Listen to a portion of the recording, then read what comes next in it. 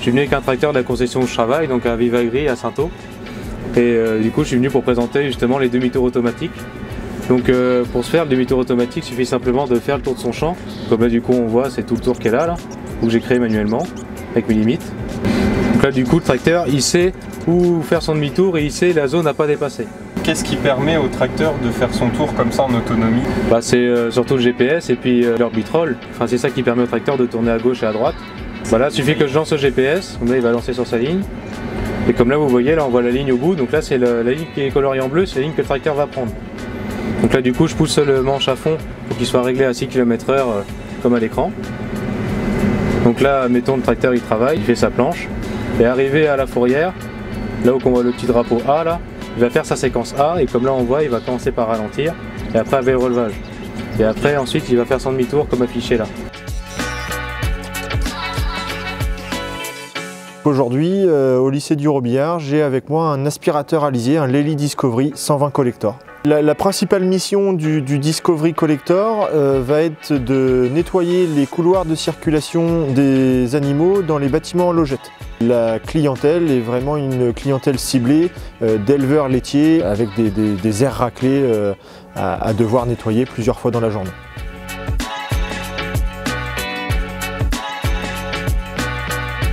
Aujourd'hui, on intervient au salon Robocarré pour présenter la gamme robotique de Laval.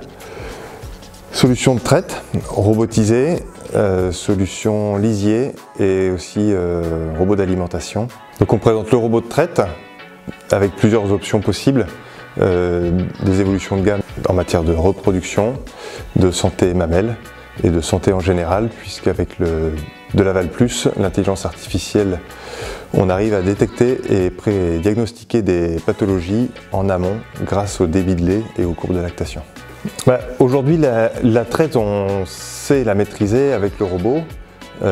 Au-delà de la traite, l'intelligence artificielle et le pouvoir de la data nous amènent énormément d'informations supplémentaires. Et aujourd'hui, on est convaincu que ça apporte énormément aux éleveurs et à l'élevage de travailler sur ces données-là. C'est un concept particulier, c'est d'aller avec ces engins-là, là où on ne va pas avec un tracteur ou une tondeuse. Le principe, c'est de délocaliser le poste de pilotage, notamment par une télécommande, pour mettre l'opérateur plus loin de l'appareil et envoyer l'appareil dans des endroits un peu plus dangereux, un peu plus exigus. Alors il y a des exemples qui reviennent facilement, c'est les pentes. On s'imagine bien que dans les pentes, il y a un risque de chute et de renversement. Là, si malheureusement la machine se renverse, l'opérateur reste en sécurité. Et ce sont des machines qui sont développées pour aller dans des grosses pentes. On parle de 55 degrés. Alors déjà, j'ai été élève moi aussi un jour et j'aurais aimé que les constructeurs s'investissent dans la présentation des innovations et des nouveautés. Donc j'applaudis l'organisation de ce salon, l'investissement des organisateurs et des élèves qui mettent ça en avant. Moi, ça me motive de partager mon expérience et partager le plaisir que j'aurais eu à le faire à un moment où j'étais étudiant. On a choisi de présenter la bineuse Binov. Donc Binov qui est une marque assez récente sur le marché national. Une machine au final qui se décompose en deux parties, la bineuse proprement dite et l'interface qui permet d'auto-guider la machine via la caméra.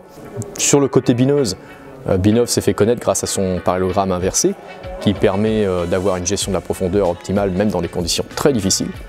Et puis sur la partie autoguidée, Binov propose une caméra qui possède trois caractéristiques importantes et uniques, mis bout à bout. Donc à savoir un réglage de contraste, un autofocus et un capteur de dévers intégré. Donc au niveau de l'autoguidage, donc le système aujourd'hui reste simple, donc c'est une console, une antenne et un volant. Ici un volant électrique parce qu'on est sur la bande simulation. Un volant électrique c'est pour un tracteur qui ne va pas être prééquipé GPS, donc il n'y aura pas de faisceau dedans. On fait toute l'installation de notre côté et on met le volant électrique pour pouvoir faire l'autoguidage. Un tracteur prééquipé par contre lui va avoir son système de calculateur et où là on va venir se reprendre sur l'orbitrol du tracteur et le guidage va se faire tout seul. Une fois qu'on est arrivé au champ, on vient se replacer sur notre ligne. Une fois qu'on est en face, on appuie, le volant tourne tout seul et ça fonctionne.